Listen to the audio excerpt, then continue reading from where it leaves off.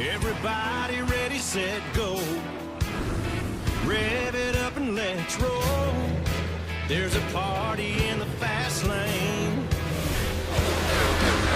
Got my hands on the wheel and I'm flying. Heartbeat loud as the thunder rolls. Riding in on the stampede of lightning.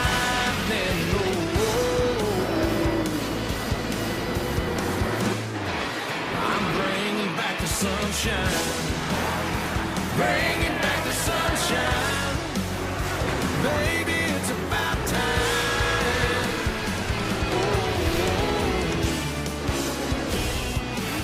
Bring it back.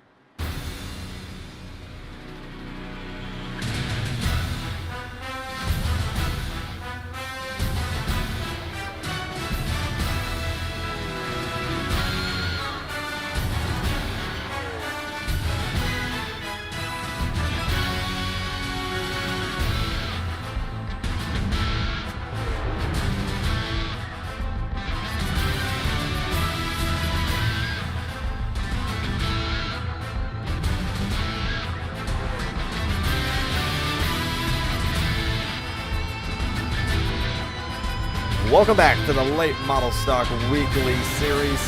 As always, I'm your host, Ryan Murphy, and this week the drivers of the league are going to be looking to face a new track here tonight. One of the biggest tracks we're going to visit on the schedule this season. And just as you can see it right there through the trees, it is none other than Bakerfield's own Kern County Raceway Park. Just recently named after the newly retired Kevin Harvick of the NASCAR Cup Series, so it is now in full the Kevin Harvick Kern County Raceway Park, as Bakersfield is his hometown. And the new owners, Tim and Lisa Huddleston, felt it fitting that his name should be erected upon the track. Now, this track opened in 2013, so this track is relatively young, to say the least. And on its inception, it replaced what used to be Mesa Marin Speedway, or Raceway rather.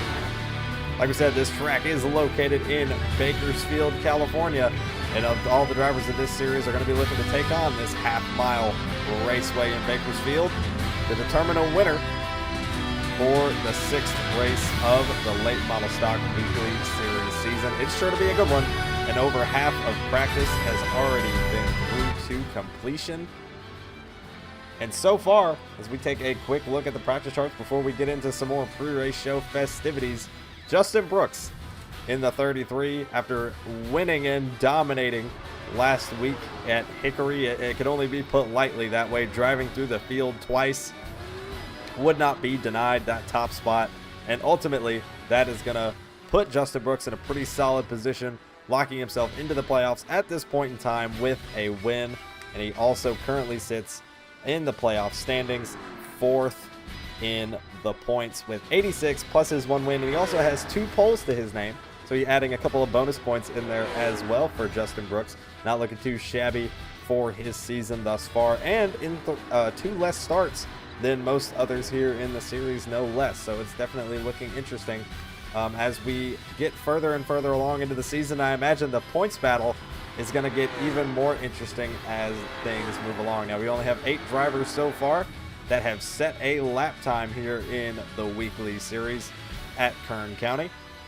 Several more are just getting in, loading their cars out of their haulers and heading down onto the pit lane and getting set to try to get some quick times down to figure qualifying out. And just like we said, this is a half-mile racetrack. We are not used to necessarily going to tracks of this size. This is about as big as it gets, unless you look at maybe the 1.5-mile oval of Charlotte that we'll be heading to in a couple weeks. And yes, you heard me right. If you're new to the series, we do race these late model stocks on the 1.5-mile banking of Charlotte Motor Speedway. You do not want to miss that, trust me. Make sure you tune in for a fantastic event that will be. But there's been a lot of things that's led up to this point. It is now week 6 here of the weekly series as we head into the race tonight at Kern County. But there have been 5 races before this that have really set the points situation for what it is. So let's take a nice little recap and a look back at everything that has been so far here throughout the season.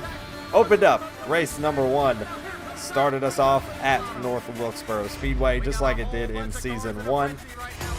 And none other than league owner Tyler Curley in that number 4 Toyota Cheerwine Camry was able to take the lead late and capture the win for the first race of season 2. Then a week later, head down to Music City. Austin Cook comes out on top, passes Hunter Johnson late. They're on a restart and never has to look back. Leads the field all the way to the checkered flag from then on, and that makes it 2 for 2 on the series through the first 2 races of the season for TJC Racing, as you see them celebrate there on the front stretch together in Music City after banking together as well at that race. A pair of top 5 finishes. Now as we head over to Myrtle Beach, this was our Winter Brawl, our Christmas-themed race, which saw plenty of action of its own. Plenty of great battles for the race lead, such as this one between Jimmy Gawker and Cole Denton. You can never be too disappointed with a battle between the likes of guys like this. Little bit of contact there as they duel it off into turn number 1. Just enough momentum for Cole Denton to carry it on and get that lead. And while Cole looked prowess to claim his first win of the 2024 season, especially here on this late race restart, dives it down to the bottom 3 wide, but unfortunately just was not going to be the move to get it done because Jacob York, who was fast all week long, both in midweek practice and qualifying, had top 3 speed for the entire week, and Jacob York would lead the field back to the checkered flag on a green-white checkered restart and take his first win of not only his career, but of the season. Then we would head into what would then be another brand new track on the schedule, and that's Concord Speedway. First time we had ever been to this tricky short track triangle. And to maybe some people's surprise, but to none of us up here in the booth, Jacob York in that 97 car starts off 2024 with a bang at Concord and takes home yet another checkered flag, goes back-to-back in the series, racking up 2 wins in just 2 starts. Great points position for Jacob York as he currently sits 3rd in the standings for the playoffs. And then we head back to Hickory for the 5th race of the year. It looked like Jacob York was possibly set to go 3 for 3 in starts in the series. Raced hard up front all day, led almost the most laps, basically the most laps there in the event. But unfortunately, just like we mentioned earlier, Justin Brooks in that 33 Cadillac was absolutely unstoppable on the long runs, and even after he got spun twice early, was able to come back from those mishaps and bring his car back up top to reign the day at Hickory. A fantastic race was last week at Hickory. If you guys did not watch that race, I highly encourage you to do so. Hoping to have Radioactive out for that race and the 2 prior, including Concord as well, out in the coming weeks. So things are really looking bright here as we enter week 6 of the weekly series. But the thing of note, probably more so than others, is none other than that 33 car of Justin Brooks, who has been on an absolute tear, just like we mentioned, just coming off a win, also won the pole for that event, and he already has 2 poles on the season. So he's kind of challenging Cole Denton there for that pole title going into this season thus far. Cole also has 2 of his own here so far through the season, but has not broken into the win column yet. So Cole Denton is going to look to try to break into that column here soon. Out on the racetrack right now, that's Austin Cook in the 17, last year's champion. And that iconic highlighter car of his that, you know, we often discussed last year with Austin Cook, that car might have been cursed in some way, shape, or form, because it seemed as though he just couldn't get things right when driving that car, or something terrible would happen to him in the span of a race. But amazingly so, Austin Cook has really managed to turn the curse on that highlighter car around. Oh my gosh, what is going on the front stretch? I have no idea what just happened. I think we just saw Tyler Curley and Sean Rowe absolutely destroy each other's cars off of a ramp in the infield. I didn't even know that was possible. We talked about Justin Brooks a minute ago. I mean, he's been on an absolute tear. New colors here on the 33 this week at Kern County. He's going to dive it off there into turn 1. Now, something you'll notice as Jacob Yorkin, I believe that might be Eli Lewis trapped back there up on top of the turn 2 wall. Yep, and he's fixed himself now, so he's all good. Cole Denton going out trying to get some quick time laps in. We'll see if we can watch on board with Cole as he heads around here for some laps in practice. You notice how wide this racetrack is. It's got plenty of space to move around, plenty of lines to run. It's still going to be a very bottom feeder-esque track. You can already see kind of a line of rubber building into that first to second groove. That's already going to make it challenging on these drivers going into qualifying, especially in this California sun. But Cole Denton is overall second in the regular season point standings. He hasn't gathered a win yet, but he has had pretty phenomenal speed through the first part of the season. Those 2 poles have definitely helped him with those bonus points towards that regular season title. But he currently sits at just 4 points behind Sean Rowe. And a couple of incidences for Sean Rowe in recent races have actually allowed Cole Denton to get as close as he is.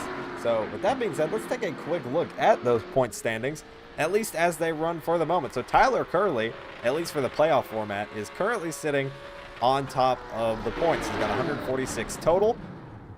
He only has 1 win, 2 top 5s to his name. Struggled a little bit, but his consistency has been there. And with Austin Cook missing out on a race, that has allowed Tyler Curley to jump up to the top of the leaderboards. Austin Cook obviously there in the 2nd spot, 1 win.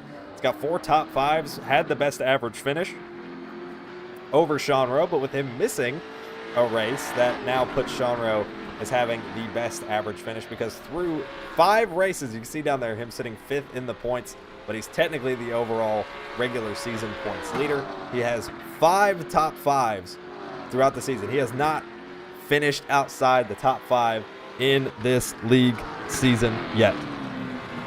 And I have a gut feeling that Sean Rowe is just looking for an opportunity to break into that win column, and I have a feeling it's going to come soon. Talk about Justin Brooks. He's got that 1 win that he captured last week at Hickory. That puts him up into the 4th spot in points, just behind Jacob York there with his 2 wins and his 3 top 5s. So currently has an average finish of 1.5. Unbelievable numbers for Jacob York. Currently 3rd on the practice charts here at Kern County, so we're going to have to see if he can continue that momentum, maybe put another notch inside the win column. Then we have Cole Denton back there. It says he's in 6th overall for the playoff format. He's technically in the 6th position, but if he breaks into that win column, he would decisively, both him and Sean Rowe, if they were able to break into the win column over the next couple weeks, would decisively sit atop the standings. Hunter Johnson took a little while to get rolling here in the series, but he's shown good pace ever since his first start of the season. He's got 1 top 5 and has 3 top 10s, so I'm pretty sure he has yet to finish out the top 10 in every single start so far, and that puts him 7th in the point standings. Michael Deach has been a consistent contender inside of the top 10. He's got 2 top 10s so far and has made as many races as he possibly can, and currently sits inside the playoff picture by about 7 points. Anthony Sharp's there as well. Similar story for Sharp's in the 92 machine, as we got a whole flock of cars. You guys can't see it right now, but I'm watching it in my peripheral. A bunch of cars flying off into the fence. So Anthony Sharp's in the 92 is there in 9th in the point standings with 99. Him and Deach are actually tied. Deach's additional top 10 breaks that tiebreaker, at least for the moment. So both of those drivers are in the field tonight, I believe, anyway. So we're gonna see if either one of them can break that streak. And then Brady Cox there in 10th is rounding out your top 10 in points, and that's technically your playoff picture if the playoffs were to start today. Puts Brady Cox in with 1 top 5 and 3 top 10s in his 3 starts. So Brady Cox always a contender as well. We'll have to wait and see if he can come back and maybe attend for some wins in the series, as a couple of guys are starting to get a little rocky with their attendance. But Sure to be plenty of fun. Thank you all so much for tuning in. Make sure you vote in the pre-race poll as practice is getting set to come to a close here with Justin Brooks on top of the leaderboard. Only one vote so far. We're going to see a first-time winner. I would say it is very much likely with a brand new track here on the schedule. As we got a couple cars getting set to take off here, maybe. I'm going to go ahead and let you guys view just what I was watching from my peripheral vision. We're going to watch on board with Tyler Curley because this is just a thing of beauty as they head off through the tow truck, jump the cliff, and oh, Curley makes it up onto the track. Oh my gosh, Eli Lewis absolutely ate the safer barrier fence, I think. Just a couple of last-minute shenanigans before we head into qualifying. And Justin Brooks has done it as well. I think Justin Brooks just got the most airtime out of anybody. Here comes Hunter Johnson down the back straightaway. Ooh, nice switch up here for the 88. He's now running a Ford Mustang, and it's also a Justin Brooks designed paint scheme. So this is a bit of a diversion from what we've been used to seeing out of Hunter Johnson and what he's been used to running. But nonetheless, beautiful colors. He's used to running that white, black, and pink kind of color combo with the 88, but him running a Mustang is very interesting. We'll see if he's able to find any more speed with some of that pony power underneath the Ford. But that is going to bring practice to an untimely conclusion with Justin Brooks on top yet again. Back-to-back weeks with Brooks on top of the practice sheets as we head into qualifying. And the 33 with a 1790 has the quickest time going into qualifying. Cole Denton just about a 10th behind. But we'll see if any of these drivers can make some adjustments heading into the weekend. Or at least into qualifying, I guess I should say. Now, I am getting pestered by one such driver who happens to drive the 4 car. So we're going to go ahead and see if we can get a quick word with the driver of the 4.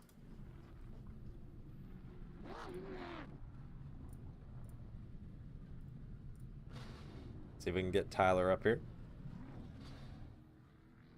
Maybe. There he is. That was an accident. Hello. Hello, Tyler. Howdy. You blew up my phone. Not really. You just text me. But I'm concerned because all I saw in the middle of running through playoff pictures was you guys ramping cars off of an invisible wall. So, like, what is going on? A good old Sean Rowe here. He was like, "There's a jump in the infield here I found earlier when we were practicing." I was like, "Oh, this is interesting." I was like, "Show it to me." So then you joined us actually the second night. That was the first time we did it. And then the whole point of what we were trying to do was organize the biggest jump for you to catch on camera no matter what. We were trying to get everyone to join, so no matter who you were spectating, it was going to be the jump. But we're just trying to have some fun. So yeah, I don't know. It was a lot of fun though. Well, you were 8th on the practice sheet, so not looking at least super hot on the quick time lapse. But what do you think you have in your piece tonight? Top 5, and by top 5 I mean 5th. We're not gonna be good, but I need momentum because I've been wrecked every race that I've done since NASCAR. So yeah. I was gonna say, I know you've had a couple of run-ins and a couple of disappointing finishes. Couple, yeah. So are you hoping to maybe use the race as a rebound? Oh, I gotta move up. Yeah, hopefully. I mean, it's a pretty fast track. I think I'm pretty solid here, but I don't think I'll be those people like Justin and all of them. So we'll see what we can do, and maybe we'll come out with a win. I don't know. I don't think so, though. All right. Well, thanks for taking a minute to talk with us, buddy. We'll send you back to your team chat. Okay, goodbye.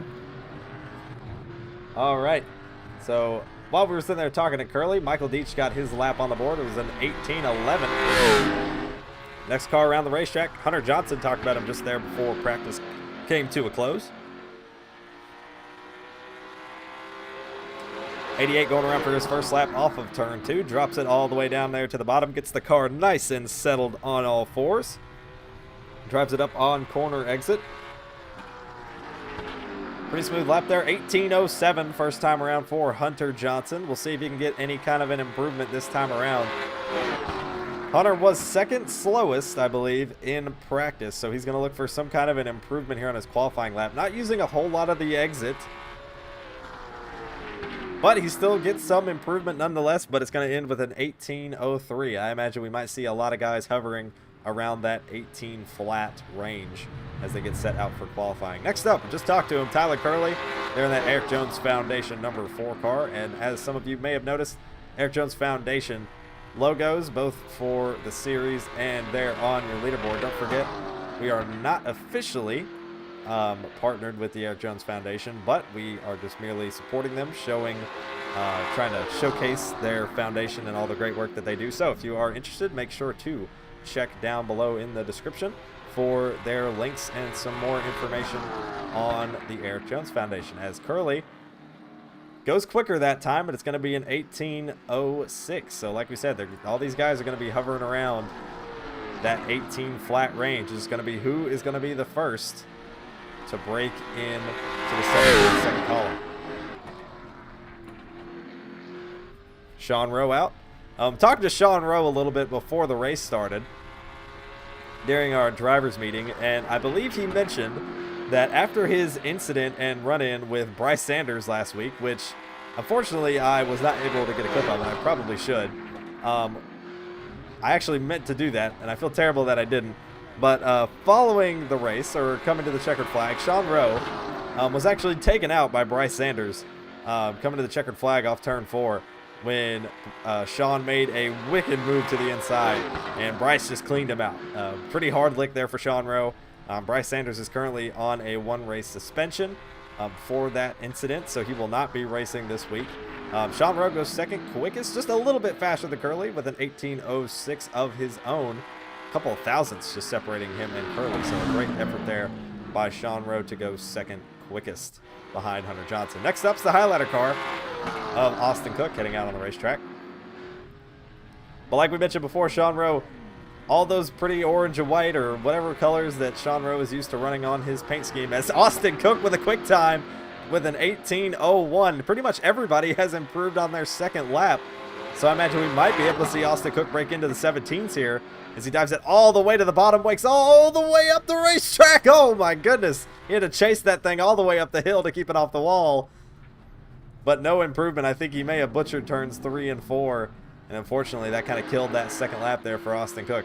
As here comes York, the man on fire. Oh, a little bit of contact with the outside wall. I'm not sure if that's going to affect the incident counter on his actual timed lap or not.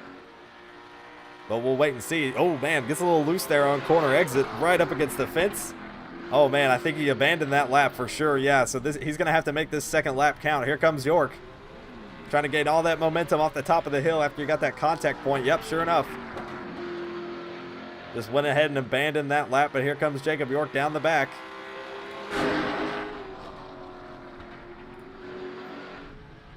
Through 3 and 4, running a little bit higher than most people, but uses all the racetrack on corner exit. That looked pretty quick. And he does it. First car into the 17s with a quick time. Jacob York in the 97 with a 17.99. First car in the 17s. But uh-oh, look no further. The Crown Prince of qualifying is just behind. As Cole Denton comes off 4, this is going to start his first timed lap. Actually, no, it's not. That's his first timed lap. And Cole Denton, with his first lap, goes top of the board. 17.98 for Cole Denton. We always say Cole Denton's a first lap killer and the Crown Prince of qualifying, but can he improve on his second lap? He will not, so that's going to be all she wrote for the 46 with a 17.98. Brilliant lap there. But now we see Justin Brooks. Looks like he's got a very similar strategy to what Jacob York had. Diving it down through turns 1 and 2. And now heading down the back straightaway. We'll see how this lap shakes out. This looks pretty quick. Oh, he's got to chase it up the hill, similar to how York did. But he looks a lot smoother. Does he go top of the board? He doesn't. Oh, my goodness. 17.86 for Justin Brooks. Somebody roll that car back through tech because, oh my goodness, Justin Brooks just put that 33 Cadillac on top of the board by over a tenth. on the crown prince of qualifying. That is Cole Denton. Oh my goodness. I believe this is one of those have you ever, no I've never moments. As Jacob York has already headed to the tech shed, that or he's cowering away because he knew Justin Brooks was about to set an absolute heater in qualifying, and he did just that. What a valiant, valiant effort there for Justin Brooks. He was one of the ones to watch for sure. But to back up a performance as strong as he had at Hickory with what he's looking like this week at Kern County is the stuff of legends. Justin Brooks is going to secure the pole position for tonight's race.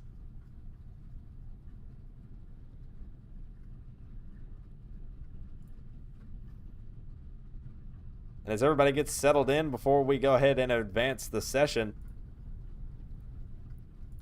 things are looking bright. Let's go ahead and see if we can get a quick word with some of the drivers here as we get set to go green. First, I kind of want to hear some reactions from the drivers. Let's see if we can get Cole Denton up in the booth to discuss that lap and how confident he felt in it before Justin Brooks went out on the racetrack. See if we can get Cole up into the booth with us. Cole, what's up, buddy? Hello. Hey, what's up, man? Hey, it worked. It does work. I was going to say, that's like the quickest we've ever got that to work, I think. Well, this is going to be an interesting race.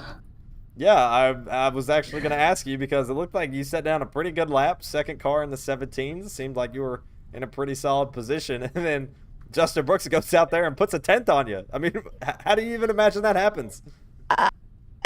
I don't. It's really, wow. That was a lap, I'll tell you that. And I set my all-time best that lap too. So it's gonna be a fun race, I think. I was gonna say, given your, I'm sure, just like you mentioned, you were pretty confident in your lap with it being your personal best here, and obviously you're always great in qualifying. This is a new track on the schedule for the league. So how do you feel about this race in general? Because 150 laps at a half mile, that's pretty long distance. It's going to be interesting. I think it's going to be all about saving your stuff, and it's just going to be whoever doesn't use their fast repair, in my opinion. All down and now to that there's one, it's going to be even worse. So that's true. That'll definitely come into play. Well, hey, Cole, thanks for taking a minute to talk with us, man. We'll send you back to your team channel. Well, maybe we'll talk to you a little bit later. Sounds good. Thank you. All right, that was Cole Denton, who's going to be starting on the outside of the front row alongside your pole sitter. That is Justin Brooks. Let's see if we can get a quick word with Justin, your pole sitter, before we go green. Let's see if we can get Justin up in the booth, mayhaps, before we take the green. Justin, what's up, buddy? What's going on, man? Well, I hate to say that I'm surprised, but for you to go out there and put a 10th on everybody, I don't think anybody was expecting that. Yeah, it was a pretty good lap. Backed it up from practice and the track cooled down a little bit, so it helped out a lot. And going back to Hickory, I know that was a race that, you know, you look back on, even with its downs, you were able to pretty much dominate that event. Starting on the pole again for this race, how do you feel about your chances to lead the most laps and take it back to victory lane here at Kern? I'm going to be honest with you, I didn't hear what you said because they were talking like crazy in the voice chat, but all I'm going to say is, like, we're going to give it hell. Heck yeah, man. Well, hey, thanks for taking a minute to talk with us, and maybe we'll talk to you later. All right, man. We'll see. All right, that was your pole sitter. Sitting right there in that number 33 orange Palm Beach looking trees Cadillac machine, driven by Justin Brooks. And he's going to lead this field to the green flag for the first time tonight.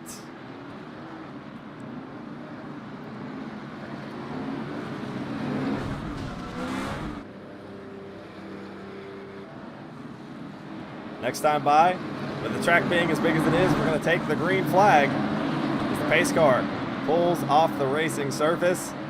It's going to be left in the hands of Justin Brooks, and we're going to light that fuse, set these drivers ablaze as the green flag's in the wind, and Justin Brooks is going to lead them off into one. Dives it down all the way to the bottom of the racetrack down there on the inside. Cole Denton going to try to make that outside. Oh my goodness, we already got a car on the wall. Austin Cook in the 17 slams the right side into the outside off turn 2. Oh, and he's up the track again, way loose. Is Austin Cook, last season's champion, really struggling with the handling off lap 1. Jacob York now battling on the inside as everyone else pretty much single files out. He's underneath Cole Denton for the 2nd spot. Hunter Johnson looking on back there in the 4th position. Looks like Cole Denton, though, is going to back off. Let a lot of these guys go. Cole Denton said it there just before these guys hit the grid, that it was going to be all about saving your stuff, and I think that's really going to be Cole's focus here, as it looks like he's already losing 2 spots. Austin Cook again with a big swerve there. I don't know if he's just loose or what, but man, Cole Denton is really falling off the pace here. If he really is saving the tires underneath that race car, he's doing a whole lot of saving, and if this run goes green, and this is as effective as he's probably hoping it is, he should be able to run past these guys no problem. Sean Rowe, Tyler Curley side by side there for a minute, but Curley lets Sean through. It's going to put him up into the 6th position behind Austin Cook, looking at a spot inside the top 5. Heard Justin Brooks, as he has really stretched his legs out front, already put almost a 2nd on the field here through 6 laps as the leader. Jacob York back there in the 2nd spot with Hunter Johnson about half a car length behind him in the 88. Heading down the front straightaway to start lap 7. Everybody else pretty much single filed out now at this point.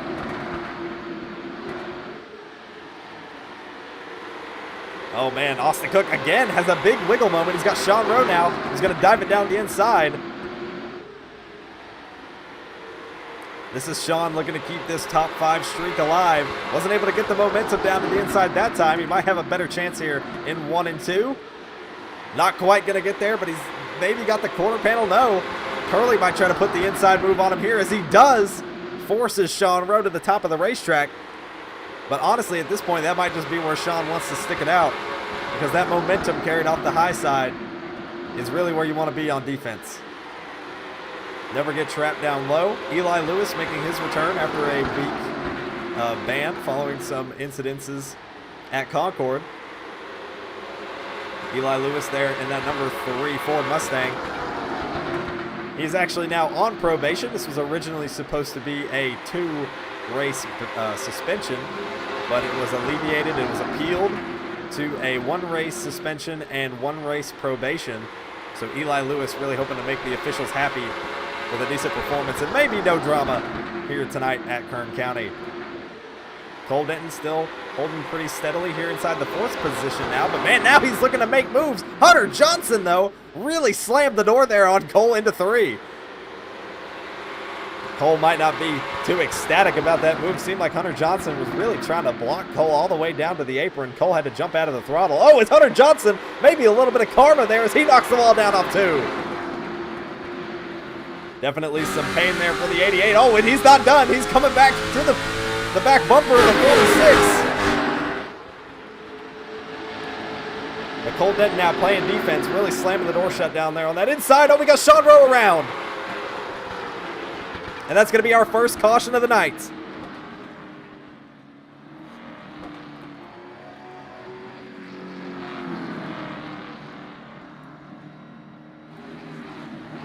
First caution of the night goes to Sean Rowe, who was running in the 5th position at the time. Got plenty of time with a big racetrack like this. So, oh no, Tyler Curley using that chrome horn. Let's watch what happened. Dives it down to the inside. Just maybe a little bit of netcode that helped him there, because that didn't look like enough contact to make him spin. Let's run it back again and see. I'm going to watch this in slow motion. And Curly, I think it was Curly went up, Sean came down. Yeah, definitely some netcode involved in that contact as well. Just some rough racing. Curly, I think Curly has traded in what used to be, if you guys watched the series last season, his blinker fluid needs to netcode problems, which I think some people might even prefer the blinking issue over the netcode contact that has kind of become frequent here around the 4-car. So go ahead and catch back up to the field. Deemed a racing incident by the officials, but this is going to put Austin Cook up into row 1 for this restart, with Justin Brooks still maintaining the race lead. He opted to choose the inside lane once again for the restart. Cole Denton there in third on the inside, with Tyler Curley to his outside. Eli Lewis is going to restart inside of row 3 with Jacob York up there on his outside. Interesting for York in the 97 to really kind of primarily focus on that outside when he was kind of making a lot of moves up top, but we'll see what happens here. Green flag back in the wind, with Justin Brooks and Austin Cook drag race down into turn 1. That inside lane, as always, is going to prevail. And Austin Cook is going to slide on underneath, possibly, of Justin Brooks. He takes a look down low. He has the quarter panel. What a dive bomb by Austin Cook. Brooks has to shoot up the racetrack, and now these two are side by side for the lead. Brooks really gave him probably more room than he needed to, but at the same time, it's only lap 18. No need to rush, no need to play hardball defense just yet. And now these guys are 2 by 2 by 2, 3 rows deep throughout the field. But unfortunately, that outside lane, just like we saw earlier in that first green flag run, is going to prevail, and Justin Brooks heads back out front with the lead. Next side-by-side battle, that's Cole Benton in the 46 and Tyler Curley in the 4, who really jumps out of the throttle there in turn 3, maybe trying to build that momentum as much as he can on corner exit. He does so. Now Cole Denton has the preferred line here through 1 and 2, but Curley really squeezes Cole Denton down to the apron. Carries even more momentum off the high side. But it looks like Cole maybe just has a little bit better entry through the center of the corner. Hunter Johnson really falling off the pace back there in the 88. That right side damage must have been way more than originally thought from the 88. As, oh, looks like Curley and Denton making a little bit of contact there off too. Racing here for this 3rd position. This is a spot inside the podium. You know they're going to take it seriously. And they've been side by side here for like 2 or 3 laps now. And that's allowed Jacob York and Eli Lewis to kind of reel this battle in. Jacob York might have an opportunity to get a 2-piece as he looks underneath Tyler Curley, who was trapped up there on the outside. Curley's still able to build momentum, but those right sides are probably not favoring him right now, as Cole Denton's finally able to clear Tyler Curley off of turn 2. Denton kind of throws a block there on Curley, traps him up there on the outside. That allows Jacob York to keep this inside rolling. And it is very possible that that outside may be losing some of its momentum as Curley loses yet another spot. I imagine he'll get him next lap around to Jacob York, as Eli Lewis with a big time send into turn 3 to get underneath Curley. As Curley cleared himself off of Eli Lewis. Oh man, oh, and he dumps him. Tyler Curley just took out Jacob York and collects Jordan Powell. What was Curley thinking?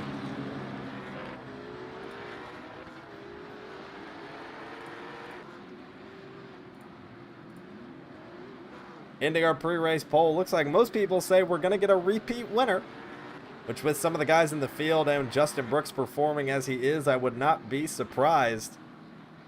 But man, Tyler Curley, I don't know, I'm not sure what he was thinking. He's kind of been his own worst enemy in many cases here for the last couple of weeks. Big time damage to the 4. We're going to run it back. He's definitely going to be forced to use that 1 fast repair. So right here, it's very obvious that he tried to jump down underneath Jacob after Jacob slammed the door off of turn 4 right here. Evidently thinks he's clear by this point and comes down the track maybe, or maybe even just gets loose. And then right there, I mean, just dives it in, takes out York, gets tagged by Jordan Powell, who had nowhere to go. No real immediate time to check up, so Tyler Curley, unfortunately, causing some big-time damage to people's days. It looked like maybe Jacob was able to get away scot-free. He did pit, though. So unsure if he used his fast repair or not, but either way, looks like his car is nice and fresh. Possibly took tires to have just a little bit extra pace here over these laps. But who's led every lap so far? None other than the pole sitter, Justin Brooks, there in the 33. Who's looking to go back-to-back, just like Jacob York did a couple weeks ago with Myrtle Beach and Concord.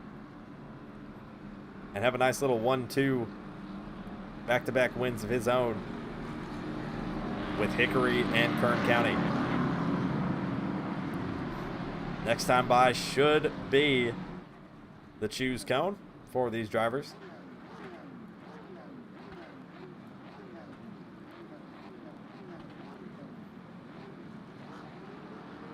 And I totally lied, so you do not want to listen to me because I am a fraudulent announcer. Jordan Powell on pit road, unfortunately, to get some repairs.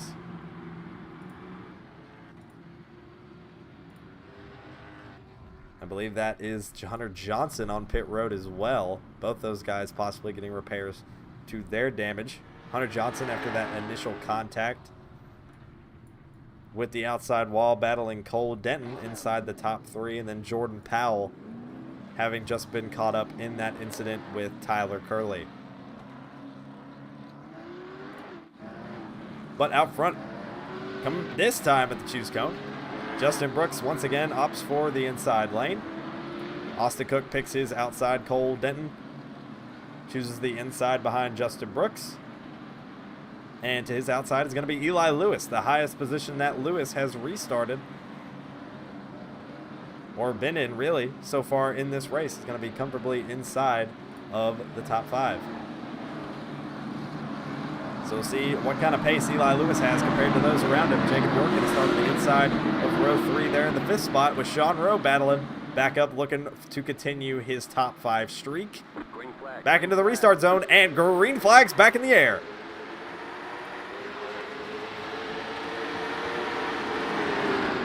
Once again, the inside prevails off the restart. Justin Brooks clears Austin Cook by about a car length, and Hunter Johnson back there had a really big moment. Looked like he really had to save it, and they're 3 wide all the way back in the field. And back up front, here's Cole Denton looking to the inside of Austin Cook for the 2nd spot. Oh, contacts! Big time slide there for the 46, but he manages to hold on.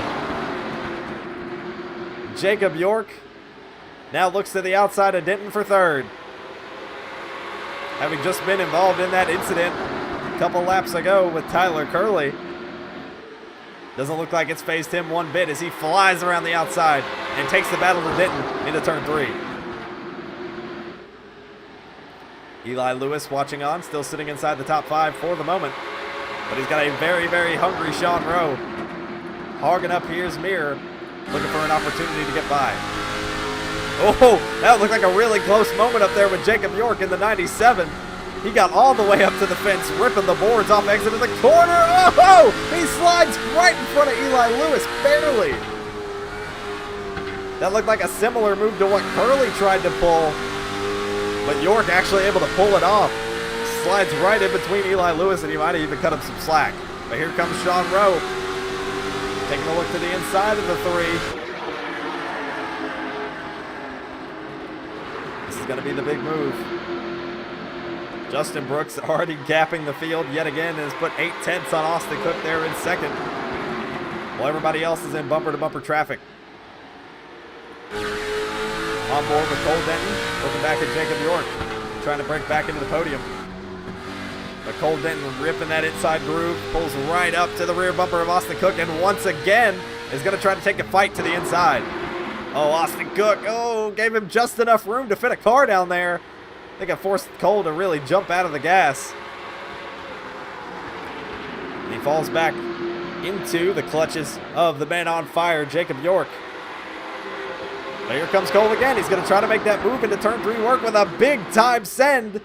Maybe pull Jacob York along with him, but man, that outside lane momentum is just too strong for Cole Denton to combat, but he's still going to take the fight to 1.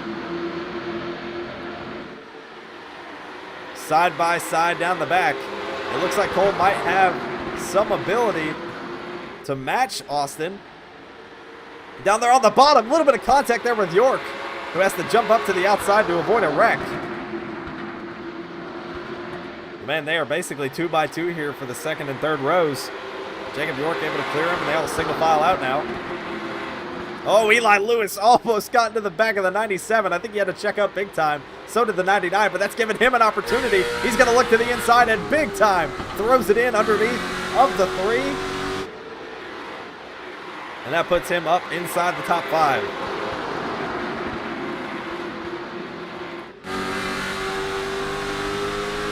Eli Lewis struggling a little bit with that long run handling over the course of this 20-lap run.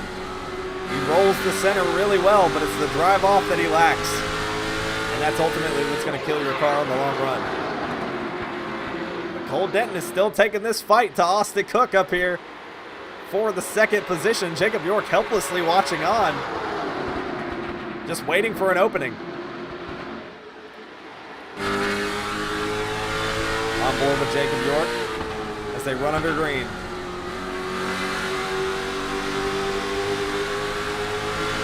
Pulls into the slipstream of the 17.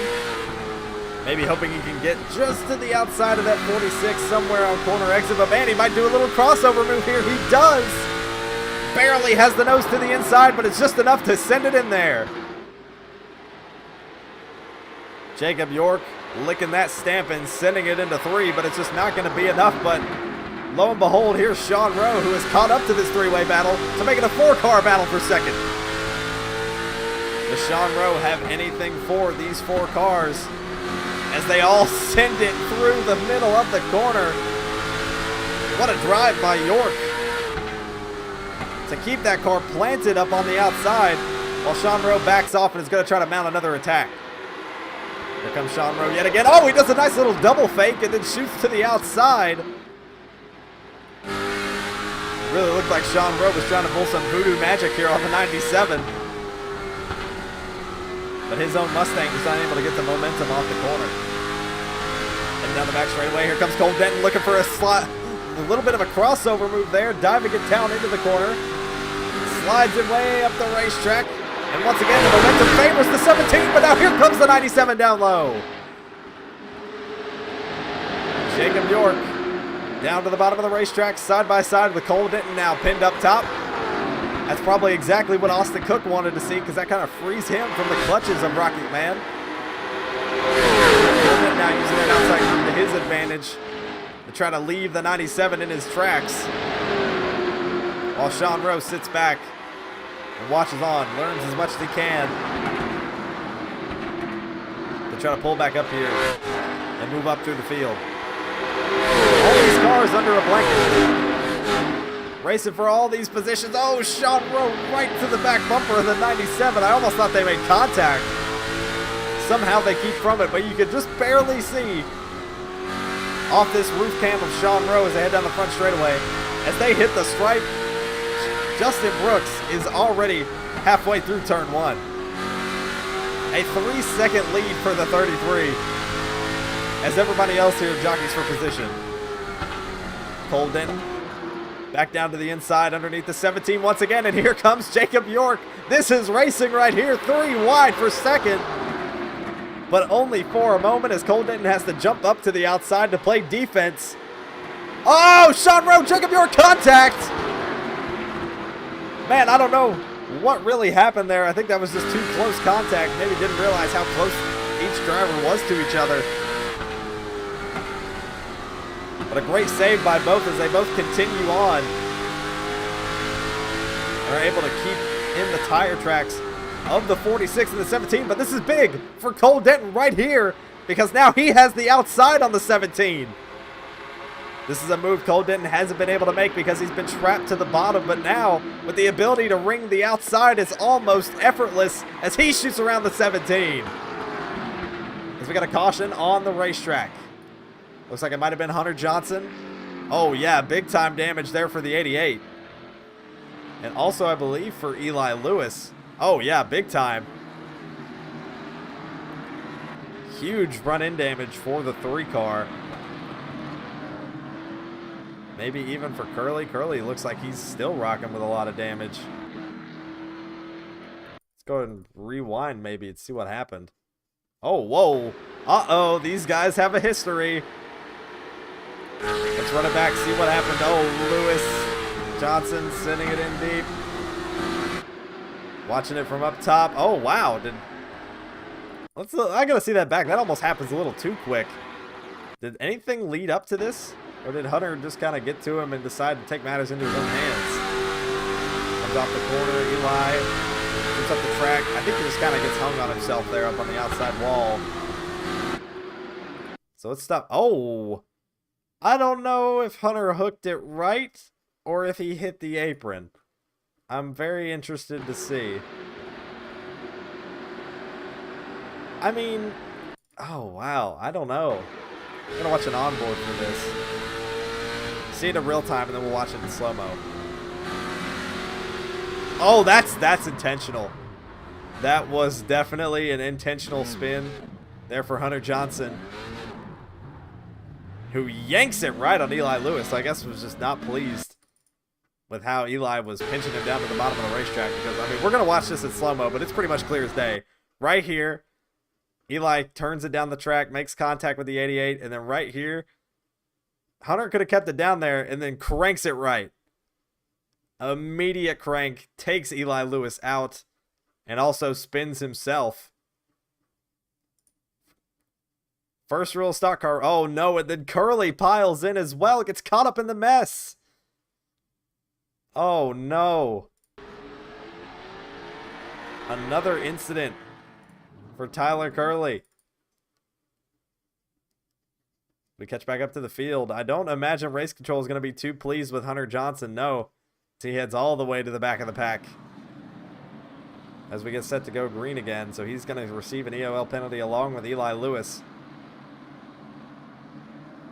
It looks like Brooks opted to pit that time, so he's going to be marred back in the pack. And we got new leaders out front. Austin Cook and Sean Rowe are going to take the green flag.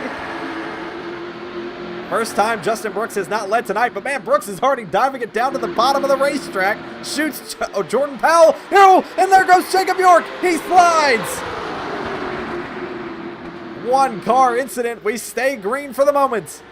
Oh man, brand new tires there on the 33, and he gets wicked loose down. Look at Cole Denton making moves. There's stuff happening all over the racetrack. It's like chaos has ensued all over the field. Oh, and there goes Curly. Curly blinks out of existence, and a caution has waved.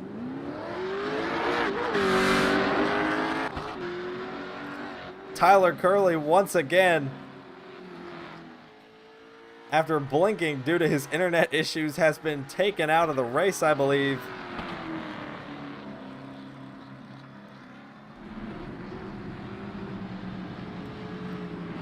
I'm pretty sure Curly has already used his fast repair by this point. As he locks the brakes up, dives it down to the pit lane. We'll see if he does, because I am honestly curious if he has. Jacob York has all that damage.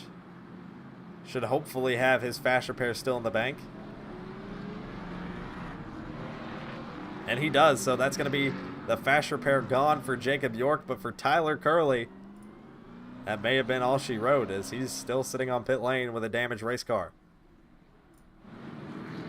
So unfortunately, Tyler Curley's streak of bad finishes looks to continue after multiple incidences here to open the race at Kern County. We got less than 100 laps to go, and we had our first new leader of the night in Sean Rowe after the 33 of Justin Brooks opted to pit during that last yellow flag cycle.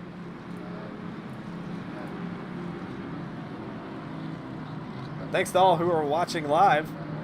Appreciate you all for tuning in. 63 laps have been completed here at Kern County Raceway Park. As always, make sure to check out the Eric Jones Foundation. Not an official sponsor by any means. We just choose to support them and showcase them here for the Late Model Stock Weekly Series on iRacing, because of all the great work that they do with Eric Jones and the many foundations and benefits that they support. So if you're interested in supporting the Eric Jones Foundation or just want to learn more, make sure to head down to the description below You'll be able to find links to some of their social medias, some of their even their website, and read about how you can be involved, how you can donate, and help support the great cause that is the Eric Jones Foundation. But next time around should be the choose cone for the leaders and the field here at Kern County Raceway Park. Less than 100 laps to go. Less than 90, actually. As Sean Rowe is getting set to choose this time by. Justin Brooks has picked the inside every single time, but Owen, wow. Surprisingly so, Sean Rowe has opted to pick the outside for the restart. Now, he was on the outside for the previous restart, while Austin Cook was the control car. So this time by, it looks like Sean Rowe is maybe thinking that that momentum of the high side is going to benefit him in getting around the speedway. As the pace car pulls all the way down to the apron and onto pit lane, it's going to be in the hands of the driver of that number 99 machine as they head into the restart zone, and green flag back in the wind. Pretty even drag race there to the stripe. Sean Rowe has a little bit of a wiggle there in the middle of turn 1, but he's able to save it. Oh, there goes Michael Deach in the 51 all the way down to the fence. Single car spin, we stay green. And now here comes Sean Rowe, almost 3 wide for the race lead, but he's going to cross Austin Cook over, head down to the inside. But man, if these guys don't sort their stuff out, Justin Brooks is coming quick in a hurry. That 33 car slots in between the 46 and the 99. But Austin Cook maybe be able to stretch his legs here in clean air. But he's got to get away quick. Justin Brooks is already hounding this 99 machine as he already takes a look to the inside into 3. Riding on board with Cole Denton, you can almost just see the speed difference between that 33 and Cole Denton. And Sean Rowe, rather, is outside. Really, all the cars around him. As Sean Rowe has a moment up top, and he loses 2 spots in the process. Jordan Powell as well back there, running comfortably inside the top 5. Hunter Johnson back in the 6th spot, still with a damaged machine. But man, look at Justin Brooks. You might as well just not even deny him. Austin Cook tries to slam the door even just a little bit, but man, Austin, gets bumped out of the way by the 33. What a power move by Justin Brooks to knock him up the racetrack. In just a few short laps, there it is, Justin Brooks back to the top here at Kern County. And I don't know if that caution was for an incident or what, but Eli Lewis is pretty far off the pace.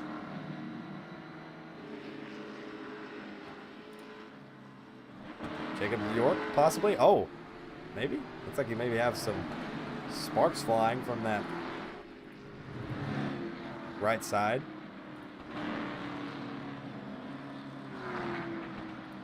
We're going to run it back and see if we can find any kind of an incident, because I don't think there was one.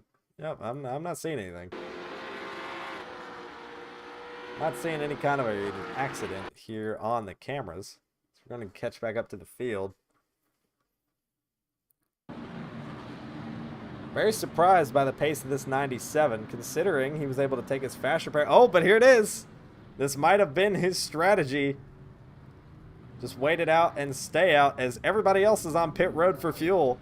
I believe Justin Brooks is pulling off for just fuel as well. Cole Denton getting tires. Austin Cook as well is getting tires. There's Tyler Curley heading back out on the racetrack with what looks like a fully repaired race car. He's only 11 laps down. And with, I think, about 80 laps left in this race, he may have an opportunity to get those laps back and finish on the lead lap as he heads around the pace car. So yeah, this is going to be possible for Curley to get back on the lead lap after sitting through those repairs.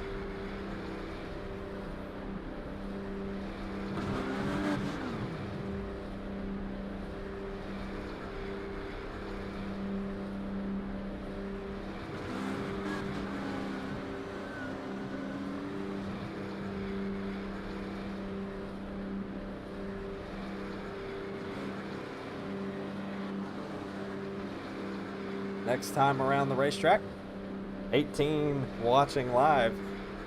Appreciate you all so much for watching along here for the Late Model Stock Weekly Series presented by the Eric Jones Foundation here on the Ryan Racer YouTube channel. Make sure to tune in to next week's events, as the race season is only partially into it. We got a 25 race schedule throughout this league, and next week we head to arguably one of the most iconic venues in short track racing, and that is none other than Five Flags Speedway, that home of the Snowball Derby, for a 150 lap feature. As Jacob York takes a nice little peek inside of the pace car as we move around under pace laps, saying hi to all those fans watching live. But after Five Flags Speedway, for that 150 lap event, is going to be arguably our biggest race weekend of the season, at least thus far, and perhaps even in league history, with the Oxford 250. That's going to be 2 weeks from now. 250 laps at Oxford. There's going to be heat racing to determine a very, very limited, very, very exclusive field for that event. So you do not want to miss out. That is going to be 2 weeks from now, February the 8th, will be the Oxford 250 here for the Late Model Stock Weekly Series. So make sure to tune in. As pace cars pulled off, we're getting back set to go green with Jacob York up top, Eli Lewis down low, green flags back in the air. We got a full field of late model stocks heading back to green.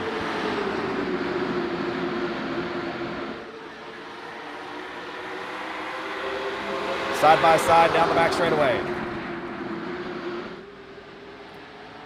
2 by 2 by 2, 3 rows deep. Austin Cook settles it out back there for the 5th spot. But man, these guys up here in the top 4 are wrestling it out as Cole Denton doors the 33 on corner exit of 2, but a great save there for the 46 as this has now become a 3-way battle for the race lead. Justin Brooks with arguably the fastest car all day, trying to get back out front. Looking off the back bumper of Jacob York as he leads. Moves up to the outside of Eli Lewis. That outside lane has really been rolling for a lot of these fast drivers. Oh, a little bit of contact there with Lewis as he dives it down underneath of Brooks. Unfortunately not able to squeeze his way through. And that just leaves Jacob York, the lone lost bunny, trying to outrun this wolf that is Justin Brooks, heading down the front straightaway. It's just mind-boggling how, if you watch here from this onboard, off the back of the 97, just how much more pace the 33 has than the rest of the field. It's maybe even sometimes it's not as visibly obvious in some races as it is others, but for this one, Justin Brooks is just far and away the fastest car on track right now in his Cadillac. But Jacob York doing a pretty good job of holding on to this position. Oh man, I thought Brooks almost made contact. Eli Lewis way out of the back, getting all kinds of swirly up top. That looked like it could have been bad. Justin Brooks actually lost a little bit of time there to Jacob York. So it is possible that the 97 may have found some kryptonite there for the 33. We'll have to see over the next course of this run. But Brooks once again is going to pull right to the back bumper of the 97 once again.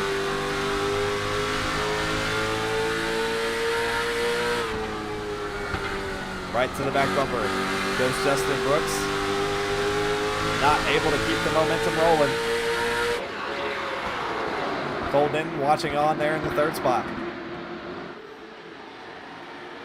Austin Cook back and forth. Sean Rowe continuing his top 5 streak, at least for the moment, back there in 5th. But here's Justin Brooks, contact with the 97. What a save from both drivers. And oh my goodness, Jacob York. Wow. Jacob York was not happy with the 33. And I think he wasn't the only driver who was,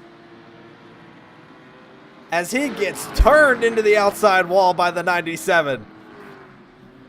Oh man, I can tell if Brooks is trying to catch back up to the field or if he's coming for vengeance. He is slowing down, so it looks like he is just going to catch up to the back of the field. But I do imagine that York is going to receive a penalty for that incident, and he is. Oh, and there's the 33 showing his displeasure. Oh, no, and here comes Jacob York again. Man, I don't think either of these guys are happy with one another right now. This is what you love to see.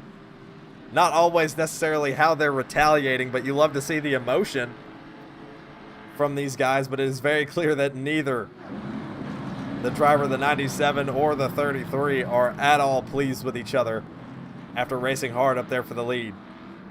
But you know who is happy about seeing these two have any kind of beef is that driver right there, the 46 of Cole Denton, watching on from a safe distance there during that incident between the two. And that is now going to put the 46 in the lead position when they retake the green. And if there's one thing we know is Tyler Curley heads back around to get some more laps back. He is now, I think, going to be 4 laps down, so he's slowly but surely getting those laps back with these cautions. And may just be able to finish on the lead lap. Justin Brooks down on pit road now, as he got a fast repair. Is going to top off on fuel. Curley coming around once again to get another lap back. So this time around he'll be only 4 laps down, but is probably going to need to rely on a couple more yellows if he wants to get back on the lead lap. Jacob York and Brooks both back out on the racetrack. Again, these guys are going to have to drive up through the field together. So you can only imagine how well that's going to go, considering what just happened at the front of the field. Like we said, the one guy who doesn't care about any of that is that driver right there. Cole Denton in the 46 car is set and ready to go as Curley comes back around the outside to get another lap back. Should put him at 3 laps down. So maybe he will have an opportunity under this yellow flag cycle, unless this is the time that we take the 1 to go as well as the choose.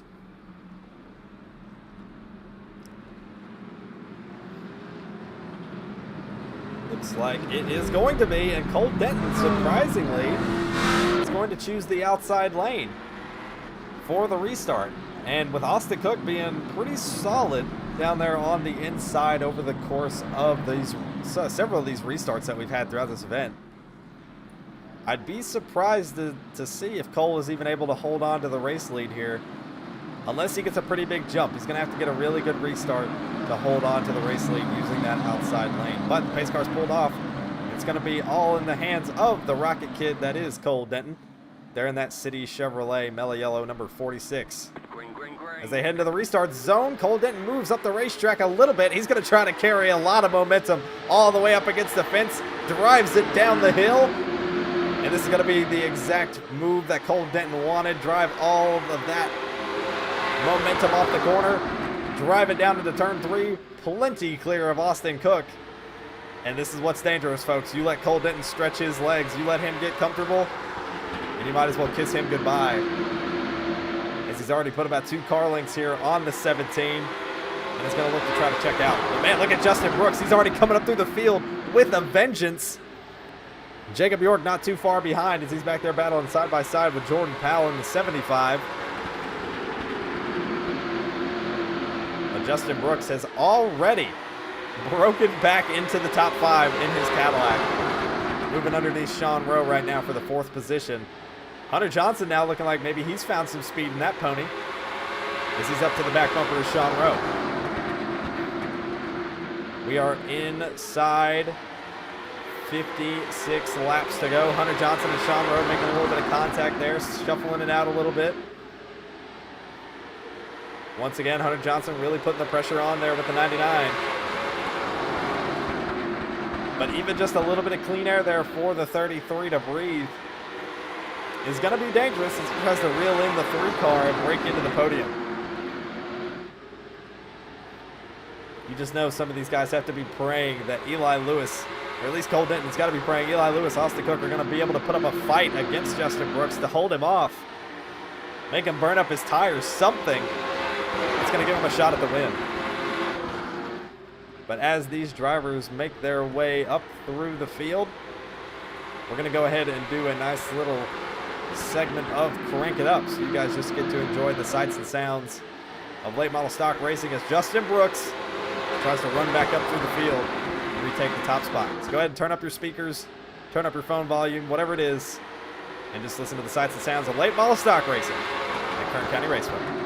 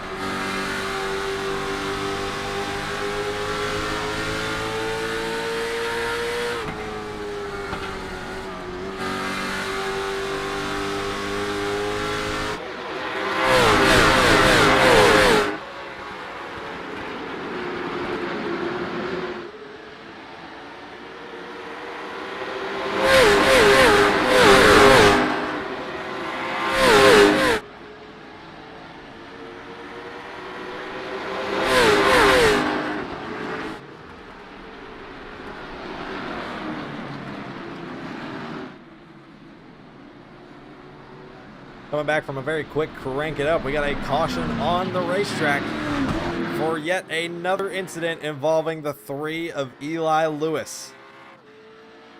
Coming off of a 1-week suspension and what was originally a 2-week suspension. He won an appeal and was able to get this race as simply a probation. He was able to race well and not cause too many incidences. Here's Eli Lewis, Sean Rowe. Man, I don't really know. Looked like Sean maybe just wasn't expecting Eli to slam the door the way he did. Watch it from up top. Man, Sean Rose sends it in from 3 car lengths back, and Eli Lewis was just kind of sitting at an awkward spot in the racetrack. Gets a little dink there with Hunter Johnson as well.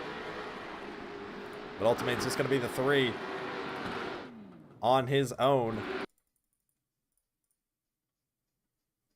After some light contact there with the 99. So Eli Lewis is on pit lane, getting some fresh Hoosiers on that Ford Mustang, as well as Jacob York, who's also getting some fresh Hoosiers on his race car.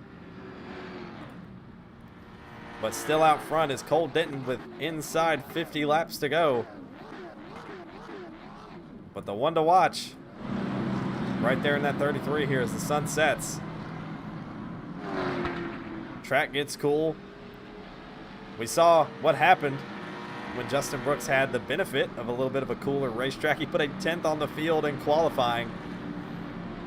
So I'd imagine these cooler conditions are only going to benefit that 33.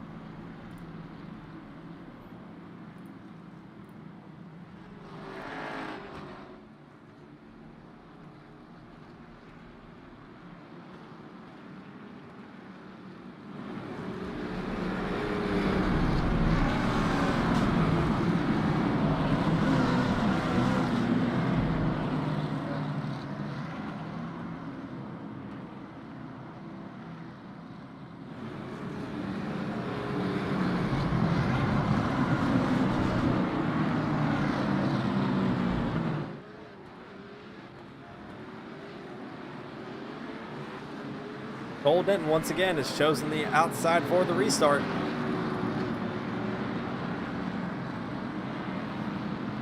I see someone saying Jordan Powell is the GOAT. I would have to agree. He's currently sitting inside the top 5. They're on the inside of row number 3 for this restart. The question is, can he hold on and finish strongly? This will be, I believe, 2 top 5s for Jordan on the season. We'll see if he can manage. He's going to be dueling it out with Michael Deach there to his outside. But right now, race for the lead. Green flags back in the air. And what a restart for the 33. Does he pull out a line? He's going to do it. But he's not going to find the window he hoped for. Cole Denton going to try to rocket around the outside. Oh, and he knocks down the fence. That is not good for the 46. We saw what happened with Hunter Johnson when he did that early in the race. And that really ended up hurting the handling of his race car. Now all Cole Denton has to do is play chicken. Get the heck away from the 33 because he's already shown he's willing to use the bumper. He's willing to use the fenders to knock you out of the way. Don't give him the opportunity to get there. Oh, it's Austin Cook. I think made a little bit of contact there with the 33. 17 gets tagged by Hunter Johnson and around he goes. We have another crash on the racetrack yet again. It's just hard to fathom how so many drivers just keep making the same mistakes over and over. And Hunter Johnson here with his car completely crab walking, can't even turn it, crashes into the turn 4 wall. And looks like at this point Hunter Johnson is just ready to take this thing to the trailer and head on home. It seems like it might even be in his best benefit because I don't know if he still has his fast repair sitting down in his pit area. I have also never quite seen a car move like this. I gotta see what his hands do. He is completely cranked left. And I don't think he's gonna be able, there he goes. I was gonna say, I don't know if he's gonna be able to get through the pit area, considering he can't really turn left very much, but it looks like he may have a chance to. That is a lot of damage for the 88. Sean Rowe on pit lane. He looks like he's getting tires for the 99 for this last 40 lap run to the finish. And lo and behold, the 88 had his fast repair still sitting in the bank.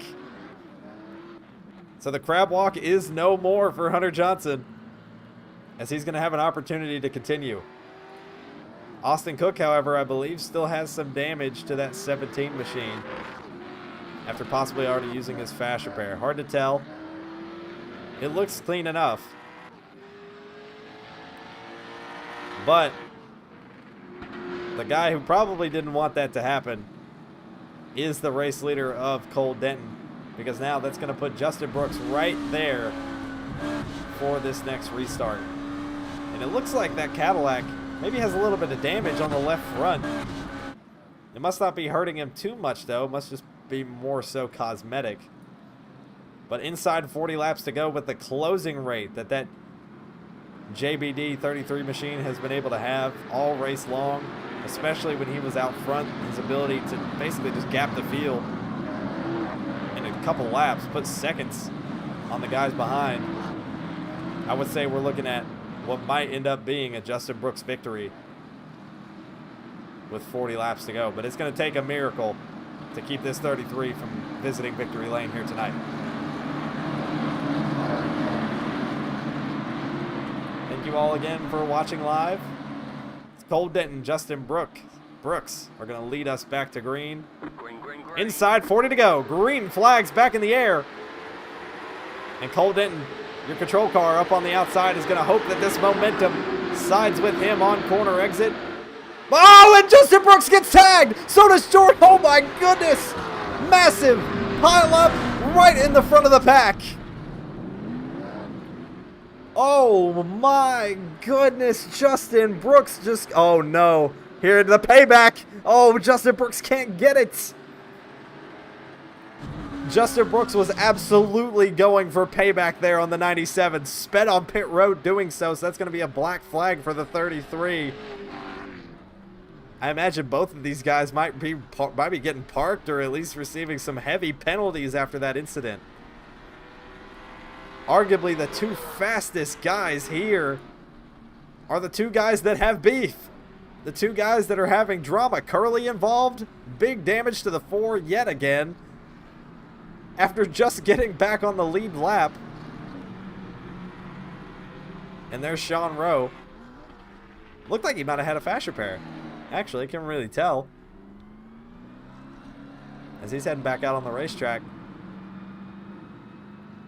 But those heavy incidences for both the 97 and the 33. If I'm a betting man, that might have just handed this win over to somebody up here in this top 5. Could be Cole Denton, could be Austin Cook. Michael Deitch squeezed his way through that wreck and is now into the 2nd spot.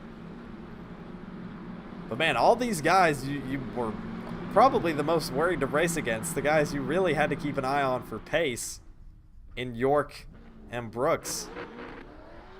are sitting here on pit lane with so much damage they can hardly move. Curly pulls off the pit lane, but he's still got some pretty extensive damage. I imagine. As Michael Deach heads down pit road. Oh, Curly. Not really sure why he's revving at Cole for. I'm not entirely sure what he's doing there. A little intrigued by what Tyler's doing, as Cole Denton was completely away from that incident. So I'm not sure what kind of deal or problem he has with the 46. But still, 3 fast cars are going to be out front for these last 30 laps. And Sean Rowe's back there as well with what looks to be not a scratch on that 99. The question is just going to be, does Sean Rowe have the pace and the time to get up front? Because I think Sean Rowe may have the freshest tires out of this guys in this lead lap pack. And the least amount of damage. As they come to the choose cone, and once again, Cole Denton still choosing that outside groove. He's pretty satisfied with it. And it has worked against Austin Cook time and time again in these restarts. So we'll see if he can continue the momentum. We've said it all night long. Momentum, momentum, momentum. It's the name of the game at this racetrack, being as big as it is. If you can carry it off the top of that corner exit, that's going to be the key to playing defense, holding track position, and especially when you got the race lead, that's where you want to be. As the pace car has pulled off, Cole Denton has control. Green flag, green flag. And green flag back in the air.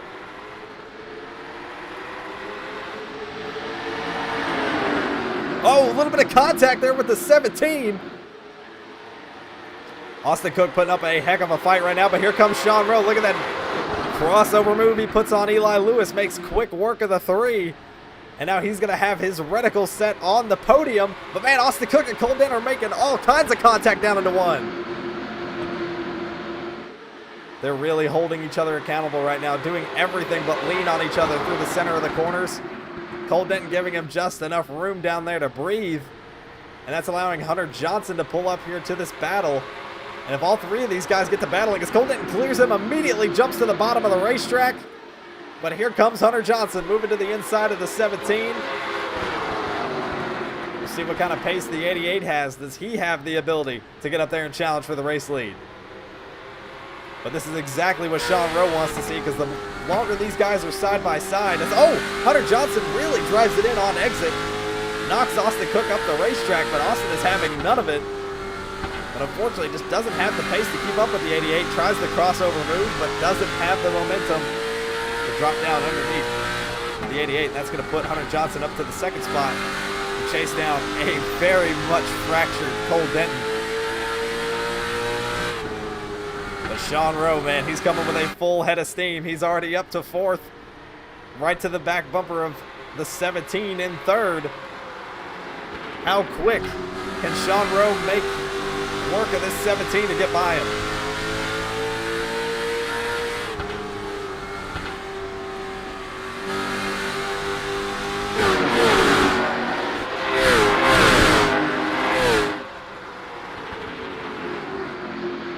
Still working the back bumper of the 17. Cole Denton's finally looking like he has the ability to stretch his legs. Either way, Sean Rowe is at least going to be pleased to keep his top 5 streak alive, but I know he's going to be disappointed without a checkered flag in his hand. He's just not able to get the run he needs. He's right there with Austin Cook on pace, but all he can do is match it. He just can't find the line he needs to get around him. And it looks like Jordan Powell might even end up with a top 5 after all if the rest of these, I think that the rest of this race goes green. Oh, Austin Cook, big moment there off of 2. This is the opening Sean Rowe needed. He's got to take it now. Inside goes Sean Rowe, but Austin Cook with the momentum on the high side. Can the 99 make quick work of the 17? He does it. Austin's going to give him the spot on exit. Try to cross him over. Sean Rowe throws the block, but I think if he holds the outside strong here, it's going to be enough, and it is. Now they both lost a little bit of time to the 2 leaders in Hunter Johnson and Cole Denton. So can Sean Rowe, on just a little bit fresher tires, run down the leaders with only 20 laps to go?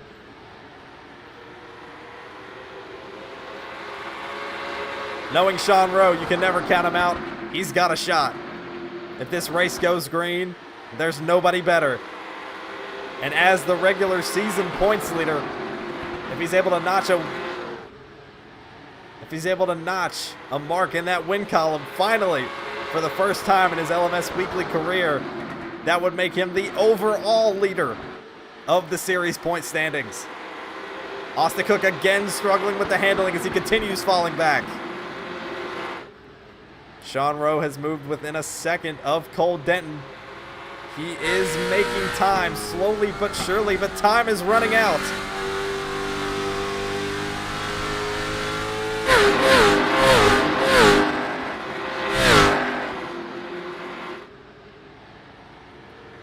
Cole Denton still holding on out front. This is even a big race for Cole. 2 poles on the season through the first 5 races. Second in the regular season standings. And the same result would happen if Cole wins. If he wins, he shoots to the top of the overall standings.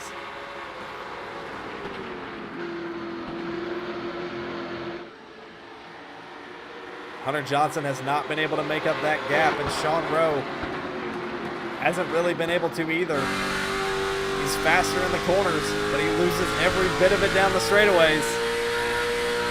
Honestly, every bit of it and then some. Hunter Johnson is falling back to the 99. Slowly but surely as he clips a little bit of the outside wall on the exit of 2. I feel like I've said that an obscene amount of times tonight. The struggle to get the throttle down when you need to in the middle of turns 1 and 2. To get that big drive on exit. Sean being very steady, feather-like on the throttle as he heads down the back. But either way, none of these guys are gaining on Cole Denton. But Hunter Johnson is slowly getting reeled back to that 99. And I'd say Sean Rowe might have an opportunity. Oh man, big moment there for the 88, and all that time was just lost for Hunter Johnson. Sean Rowe's going to have an opportunity to get second even quicker here. Both cars, though, are a second back, basically, on Cole Denton. I think if Sean Rowe wants to win this race, he's going to need another caution. But with so many guys limping around the racetrack, I don't think he has anyone who's going to give it to him.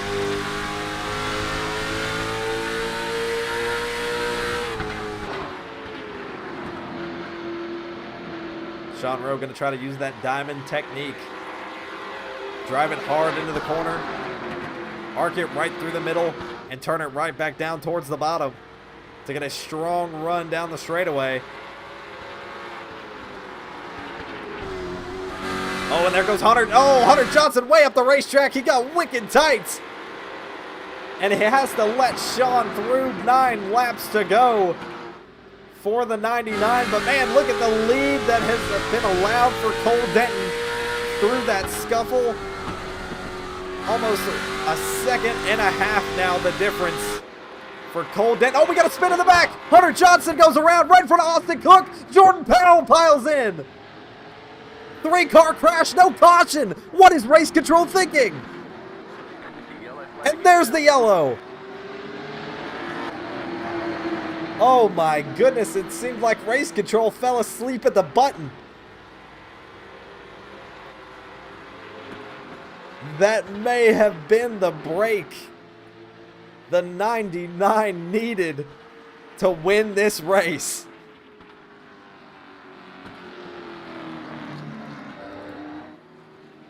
Inside 10 laps to go, and this yellow flag could change everything.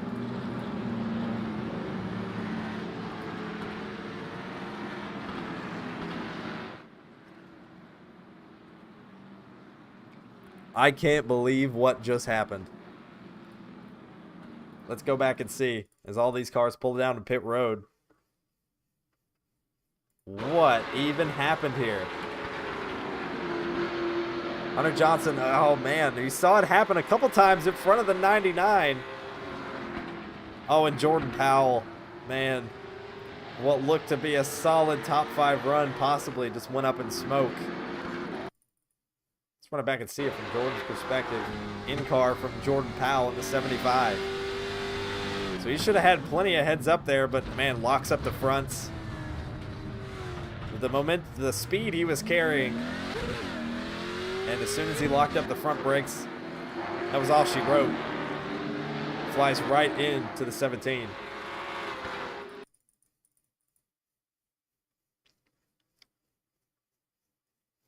Looks like Jordan might even be opting to stay out on the racetrack. Maybe hoping to preserve whatever finish he had left. Thinking he might be able to get a better finish. Austin Cook still looking pretty spot free there with the 17.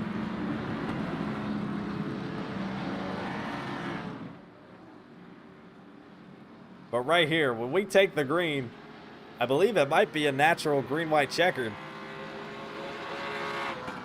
Oh, it is. That marks 3 laps to go, I believe.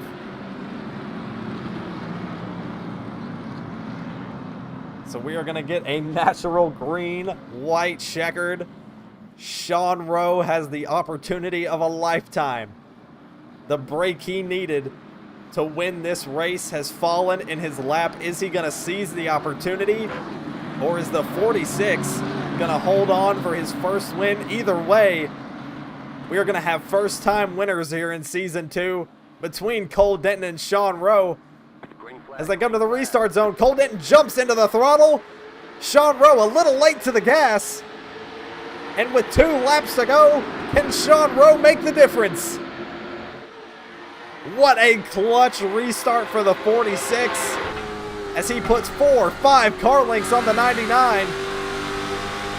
Heading down to the white flag. White flag in the wind for Cole Denton.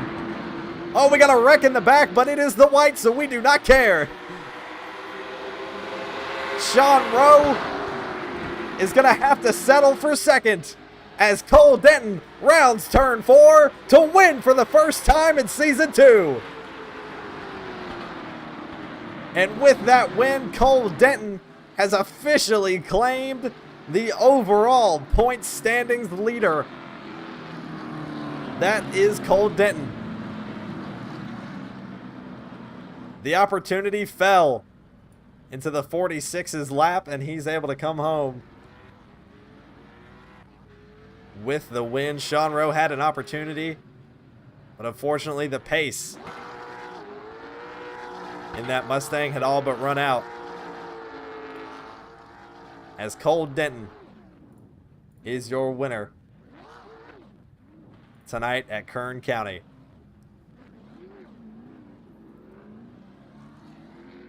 As he's going to do a reverse victory lap. I don't always remember Cole doing this, but I do like the innovation. It's like a reverse Polish victory lap, I guess. Waving to the fans. And, of course, the sponsor signs down the back straight away. And here shortly, we're going to go ahead and get all these drivers up into the booth. And we'll get some interviews with all these guys here shortly. But first up, I think somebody who probably isn't looking too forward to talking to us is going to be the driver of that 17 machine, being Austin Cook, who somehow still managed to salvage that 3rd place finish.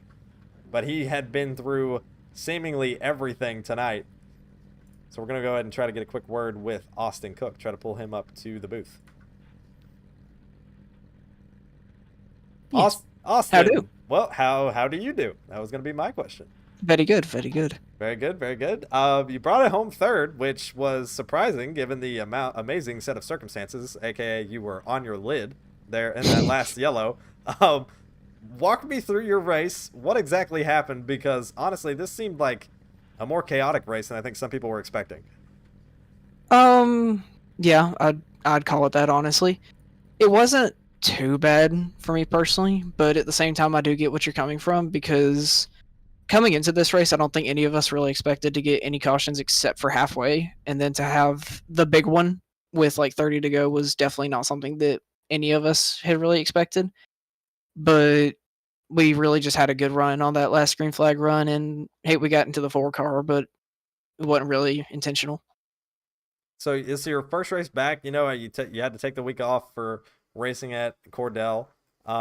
Is racing, you know, when you race in real life, you come back to the sim, is that an adjustment you have to make, or is it sort of a natural feeling to go from one to the other?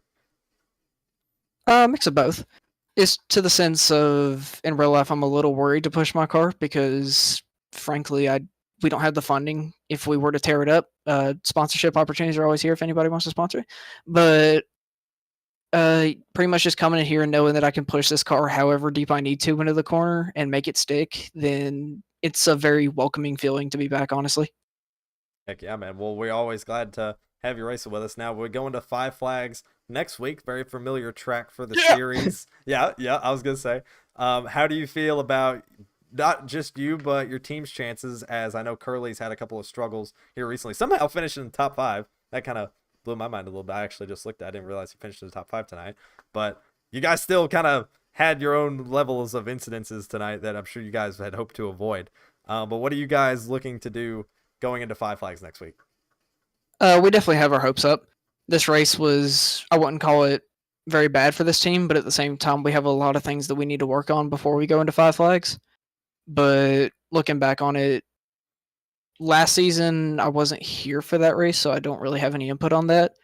But at the same time, I know that I can definitely hold my own at that track, and I feel like I can teach him what I know if he doesn't know it. Absolutely. Well, hey, thanks for taking a minute to talk with us, buddy. Congratulations on your podium, and we'll see you next week at Five Flags. Alrighty, but see you there. All right, that was your third place finisher in Austin Cook in the 17. Next up, we're going to try to get a quick word with your second place finisher, Sean Rowe. Going to try to pull him up here to the booth with us. Oh, invite to speak, I think. There we go. Hello. Shawnee Rowe. Well, you fall just a little bit short, but walk us through your race. Yeah, pretty crazy race. It's like, to my knowledge, the first time I caused like I actually kind of just like wrecked someone flat out. Like, it wasn't intentional, but I tried making a move on Eli, like he hit the wall. I said in the VC literally at that moment, I was like, I'm sending it, and yeah, there wasn't really a gap there, so that's my bad. Just kind of chaotic. I took tires at the end there. I thought it'd mean a little bit more, but I don't think we got far enough into a run to where having those fresher tires would matter. But if I nailed that restart then a little bit more, I would have maybe gotten it.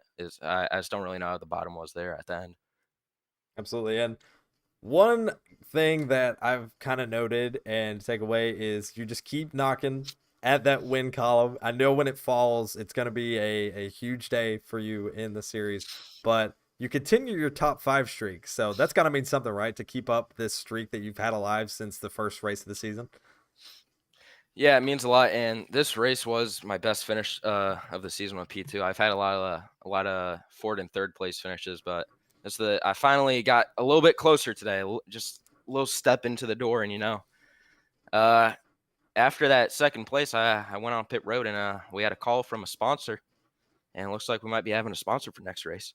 Absolutely. I kind of talked about it in the pre-race show, but what happened to all your sponsors, man? They just kind of like vanished. What's going on there? Oh, brother, after Hickory, the main sponsor on my car, Davidson, they said we're gonna step out for a couple of races until you clean things up. They said they don't want to be involved in controversy and hurt their brand. We had a few. Yeah, it is. But we had a few of our partners on the car and littler spots on the quarter panel today, and I got a call. I think I can break the news now that we got Coors Light on the car next week. Awesome. Gonna bring out the silver bullet. And yeah, hopefully we give them a good show, give them their money's worth. Absolutely. Well, hey, thanks for taking a minute to talk with us, Sean. Always a pleasure, and we'll see you next week at Five Flags.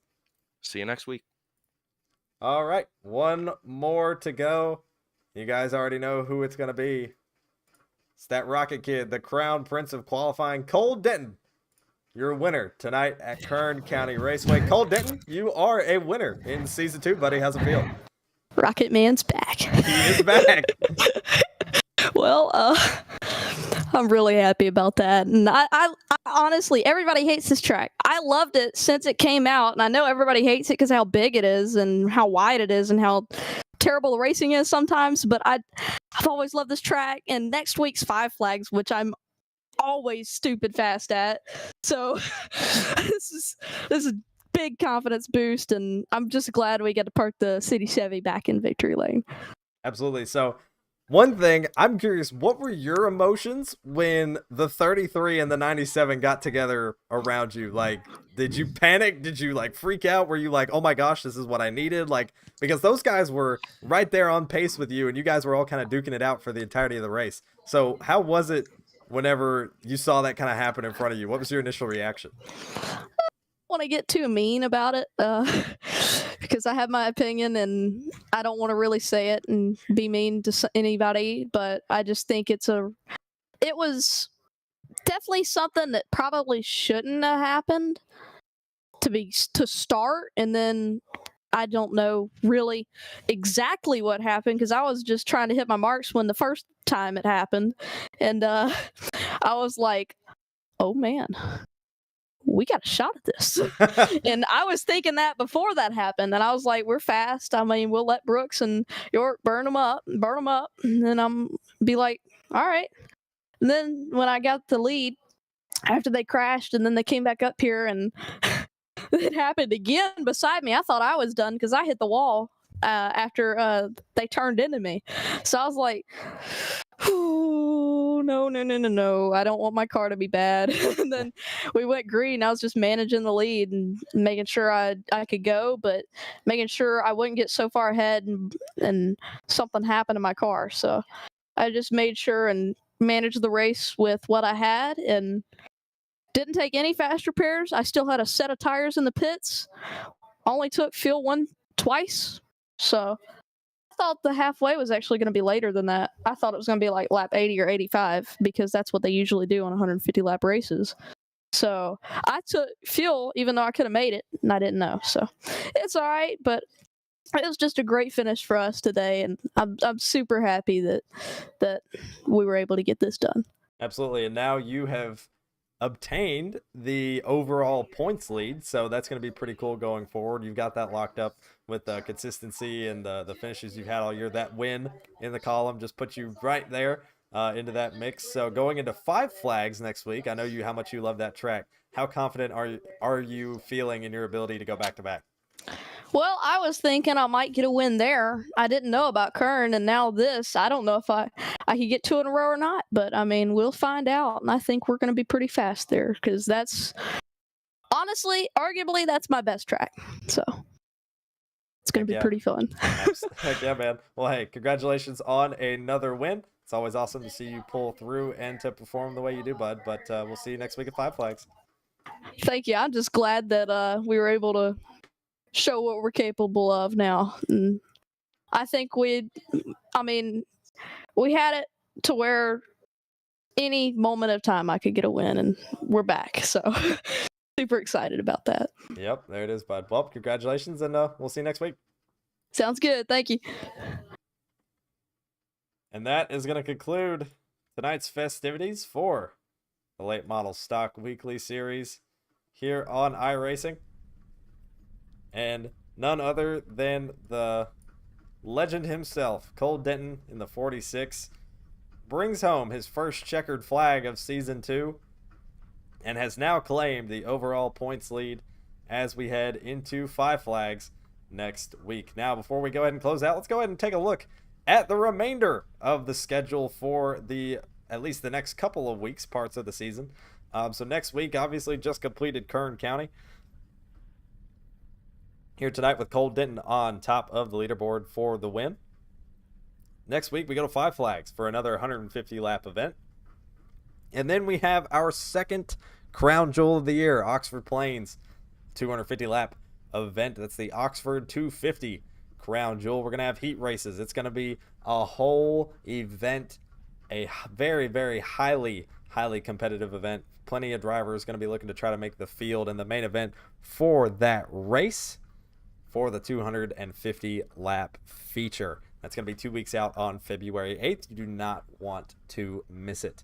The Charlotte Roval has been changed, so this schedule is not completely up to date, but that's the only difference. The Roval will no longer be run. We're going to be racing at IRP, Indianapolis Raceway Park, on the week after the Oxford 250. And that's going to be, I believe, a 150-lap event as well. And then that's where we get the wild card. Week 10, we do head to Charlotte for the 1.5 mile oval plate racing with the late model stocks. It's going to be a blast. The last season was a blast. If you haven't already seen it, I highly encourage you to go watch last season's race of the 1.5 mile Charlotte Oval. It was an absolute blast. 3-wide finish, photo finish. You could not have asked for any better. And then after that, we head back to same old New Smyrna Speedway for 150 laps. Following that, we're going to have a double-header weekend with 2 twin 100s at Sobo. One of those is going to be a day race, and the other is going to be a night race. Following that doubleheader is going to be Richmond night race, the first Richmond race of the season, with a 125-lap feature. Richmond last season put on a phenomenal show, got multiple dates added on towards the end of the year just because of how good the product was. And then we head to Slinger for the first time for race number 15. And now we take a look at the final 12 races of the season. Race 16 of the regular season is a 200-lap crown jewel event at Langley Speedway. Southern National Motorsports Park lays host to the 17th round of the regular season for a 150-lap event. Martinsville is our final crown jewel of the season, a 150-lap Martinsville night race. Following that week is going to be Stafford for a 150-lap event. And then we have our second and final Hickory race of the year is going to close out our regular season as a 150-lap night race. And that is going to conclude everything for the festivities here tonight at Kern County Raceway Park. Kevin Harvick's Kern County Raceway Park. Thank you all so much for watching along here tonight with us. As always, and as per usual, I'm your host, Ryan Murphy, here on the Ryan Racing YouTube channel. Thanks so much for watching along for the NASCAR Late Model Stock Weekly Series here on iRacing, presented by the Eric Jones Foundation. If you're at all interested in donating, supporting the Eric Jones Foundation, make sure to check out the links down below. Give them all of your support. They will, I'm sure, much appreciated. That's going to be all. Signing off for the Late Model Stock Weekly Series. See you guys next week, same time, 8 p.m. Eastern, at Five Flags